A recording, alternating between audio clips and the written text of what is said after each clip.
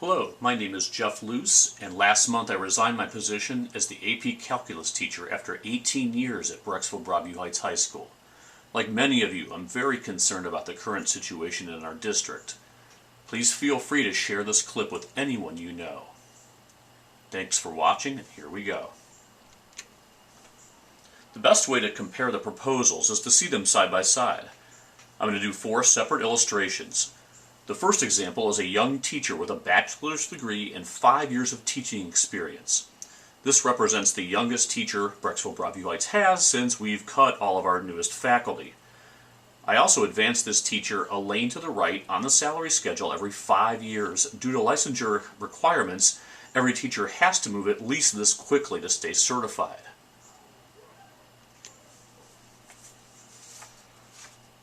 I put the totals side by side for the rest of the person's career.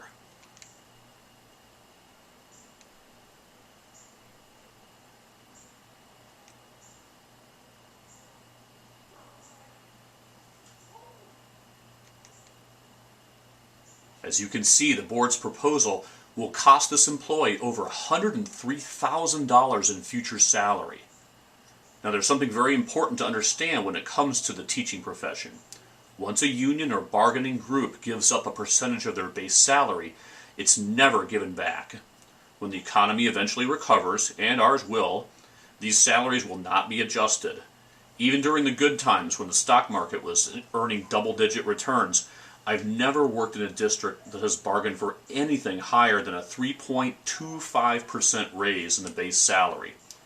There are a total of 12 educators in my extended family. Not once has a school board given salary back at the same rate it's been cut.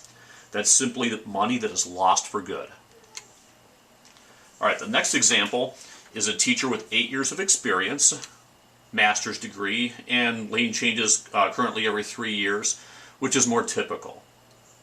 Again, we're going to take a look and compare the two proposals. And here they are.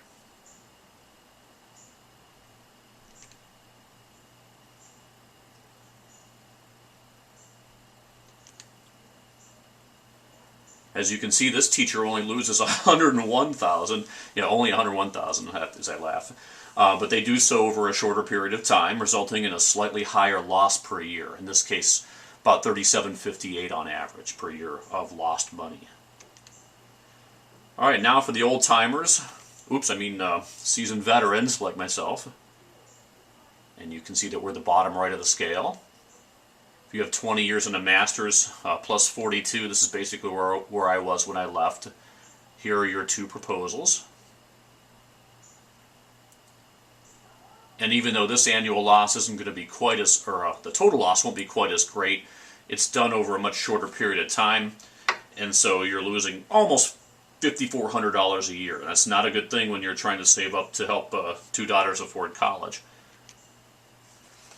As interesting as these first 3 are, the fourth and the final example is the real shocker.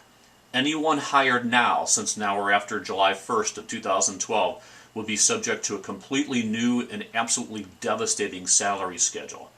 The board's proposal was 35 steps long, and it wouldn't fit legibly on a PowerPoint, but here are the numbers.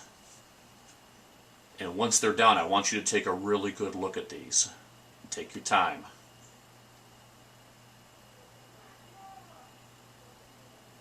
You may notice that they start the same, the base at $37,786. Both rise, but wow, in the middle, this is the one that really caught my attention. And that's pretty terrible. And some of the ones around it aren't much better. Your Board of Education, at this rate, is attempting to fleece over $500,000. $500,000 over the careers of all new teachers. You don't need to be an economist to realize that. It's just plain wrong. Now, in the board's defense, $1 today is worth more than $1 tomorrow due to inflation. To adjust for this, I went ahead and I found the net present value of these future cash flows and discounted them 3%, which is a pretty customary way to do it. Just to give you a better idea of what this means in real language, if you were to win a lottery and make $2 million as your prize, you could have that money paid out monthly, paid out yearly, Or you could take a lump sum, and the lump sum would be this amount in today's money, almost 1.2 million. That's called the net present value, or NPV for short. You can see that if you compare those, this is the true loss to any new employee. It's staggering. It's almost $314,000 of lost income. Now, what exactly does that mean? Well, here's what it could mean. You're basically looking at all college costs paid in full for 2 kids to any state school. Tack on a couple cars. And for good measure, a house. All that money absolutely lost before you ever had it. That's just staggering to me. I need to stop right here and make myself perfectly clear. Obviously, new teachers can't run out and buy new homes, new cars, college tuition, and the like. That's not my point. It's not what I'm saying. What I am saying is that your Board of Education's proposal is mathematically and financially equivalent to a new hire actually running out on day one, buying all those things that you just saw on the previous screen, making payments, but never actually owning or taking possession of any of it. In essence, if the BEA accepts the board's proposal, brand new teachers would effectively inherit the equivalent of a $314,000 loan with a 3% annual interest rate with absolutely nothing to show for it. Ladies and gentlemen, that's just plain garbage. A few other things to keep in mind that I didn't mention on the PowerPoint. Number one, when you see the two proposals next to each other, we're not comparing the board's offer to some pie-in-the-sky, 20% raise, but rather do a 3-year zero proposal. There's no increase in the base whatsoever. My slides made no mention of anything medically related. That is actually much more of an issue than even the finances and the salary schedule to many of the members. Also, coaches and advisors would lose all credit for experience. Last contract, basically the steps were removed for coaching experience and advising experience, but people who at least had 10 years in, 20 years in with a club or a sports team were grandfathered. That's going to be taken away now with this proposal. And honestly, in my opinion, that's a bit of a bait and switch. Also, when you talk about retirement, if you looked at those last two slides, that comparison, that's a huge difference in a new teacher's STRS. That's based on the average of the best 5 years. When you take such a hit like that, it hits your retirement, not just the people of Brecksville-Broadview Heights paying into a teacher's salary, but also the state. It's a huge difference. Obviously, money is not the only issue.